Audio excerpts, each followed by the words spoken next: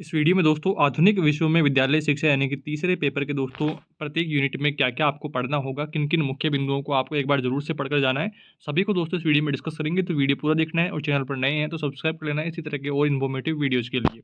आइए दोस्तों, सबसे पहले जानते हैं। पहला यूनिट है आपका आधुनिक विश्व की तीन प्रमुख प्रक्रियाएं। ये दोस्तों 12 नंबर का यूनिट है और इसमें से दोस्तों ये 4 इंपॉर्टेंट टॉपिक्स हैं। पहला है औद्योगिक उत्पादन की प्रक्रिया एवं स्वरूप, और दूसरा है सार्वजनिक शिक्षा की अवधारणा। तीसरा है लोकतंत्र, लोकतंत्र के गुण आपको ध्यान में रखने हैं और लोकतंत्र का महत्व आपको ध्यान में रखना है। तीनों को ध्यान रखना है और उसके बाद में मध्यकालीन युग और आधुनिक युग के बारे में भी आपको जानकारी रखनी है। तो ये पहले यूनिट में इंपॉर्टेंट है, इन सभी को आपको एक बार जरूर से पढ़ करके जाना है।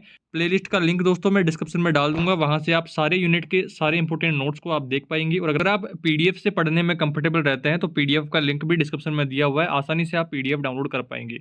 और आगे बढ़ते हैं दोस्तों, अगला आपका दूसरा यूनिट है आधुनिक विद्यालयों का स्वरूप और उनकी समीक्षा। 10 नंबर का यूनिट है दोस्तों और यहाँ से देखिए 9 इंपॉर्टेंट टॉपिक हैं इसमें जो कि आपको पढ़ने होंगे। बड़ा यूनिट दोस्तों आपको लग रहा है काफी सारे पॉइंट इसमें है, बट छोटे छोटे पॉइंट है जिनको आप आसानी से कवर कर पाएंगे। तो देखिए, पहला आपको पढ़ना होगा इंग्लैंड में सार्वजनिक शिक्षा का विकास, साथ ही साथ दोस्तों जर्मन शिक्षा का प्रारूप पढ़ना है। उसके बाद में अमेरिकी शिक्षा की व्यवस्था, ये तीनों देशों के बारे में पढ़ना है। उसी के साथ में दोस्तों आपको अभिजात्य वर्ग के लिए निजी शालाओं के बारे में, मध्यम वर्ग के लिए ग्रामर शालाएं। अब देखिए, ग्रामर शालाएं जो हैं वो निजी स्कूल होती हैं बट उनमें निःशुल्क पढ़ाया जाता है, तो ये आपको ध्यान रखना है। और उसी के साथ में दोस्तों आपके मजदूर बच्चों की शिक्षा में सार्वजनिक विद्यालय का उदय क्या हुआ है, ये किस तरह से रहा है और इसका जो बाद का ढांचा है वो कैसा रहा है, तो डिटेल में आप पढ़ पाएंगे। कंप्लीट नोट्स का वीडियो चैनल पर अवेलेबल है, प्लेलिस्ट का लिंक डिस्क्रिप्शन में दिया हुआ है, आसानी से आप सारे यूनिट देख लीजिएगा।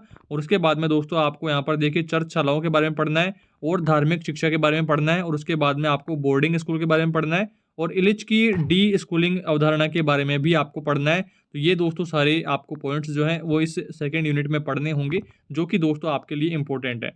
आगे बढ़ते हैं दोस्तों, अगला आपका यूनिट है तीसरा यूनिट वैश्वीकरण और शिक्षा। 8 नंबर का यूनिट है और यहाँ पर दोस्तों 5 इंपॉर्टेंट टॉपिक बनते हैं जो कि आपको जरूर से पढ़ने हैं। पहला देखिए वैश्वीकरण और उसके लाभ पढ़ने हैं और उसके दोष पढ़ने हैं, उसके बाद में निष्कर्ष पढ़ना है।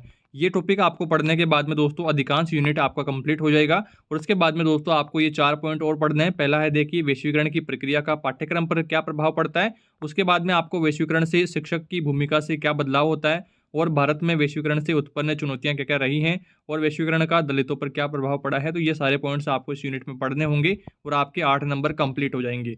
और आगे बढ़ते हैं, अगला आपका चौथा यूनिट है स्वतंत्रता के बाद भारत में शिक्षा का विकास किस प्रकार से बढ़ा है। तो ये 10 नंबर का यूनिट है और यहाँ पर दोस्तों आपके 6 इंपॉर्टेंट टॉपिक रहते हैं जिनसे आप अपने 10 नंबर कंप्लीट कर पाएंगे।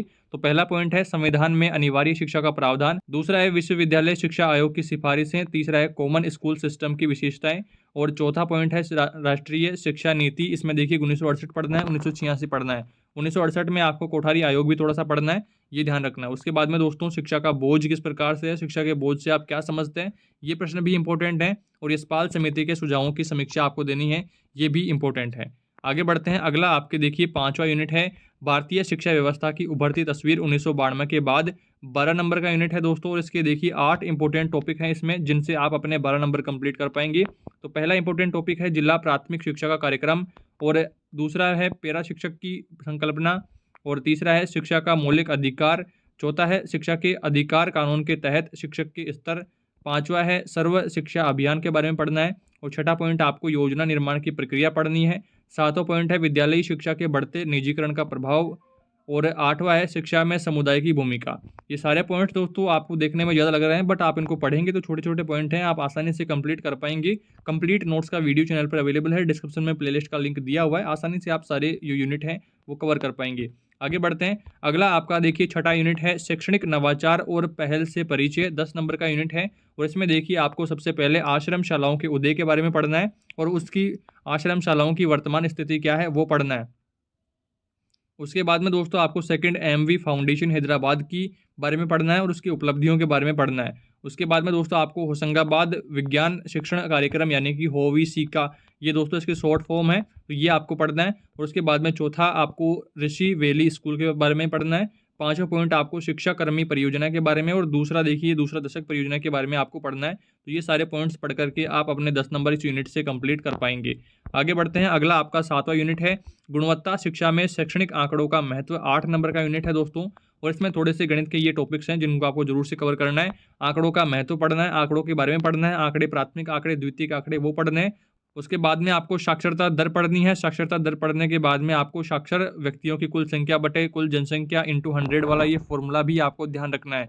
उसके बाद में दोस्तों आपको पाई डायग्राम पढ़ना है, लेखा चित्र पढ़ना है, प्रेक्षण का मान, बारंबारता और मिलान चिन्ह, ये सारे पॉइंट्स दोस्तों आपको पढ़ने हैं। और दोस्तों प्रत्येक यूनिट के इंपॉर्टेंट नोट्स के वीडियो चैनल पर अवेलेबल हैं। प्लेलिस्ट का लिंक मैंने डिस्क्रिप्शन में डाल दिया है, जहां से आप आसानी से अपने सारे जो सिलेबस है उसको कवर कर पाएंगे और सारे मोस्ट इंपॉर्टेंट टॉपिक्स मैंने नोट्स में बता रखे हैं। आई होप दोस्तों आपको ठीक तरीके से सारी बातें समझ में आई होगी। फिर भी इससे रिलेटेड आपके कोई भी डाउट्स रहते हैं, कोई भी क्यूरीज रहती है, आप मुझे कमेंट में जरूर बताना। और चैनल पर नए हैं तो सब्सक्राइब कर लेना इसी तरह की और इन्फॉर्मेटिव वीडियोज़ के लिए। चलिए दोस्तों जल्दी मिलते हैं एक नई वीडियो में कुछ नई अपडेट्स के साथ। Thanks for watching this video.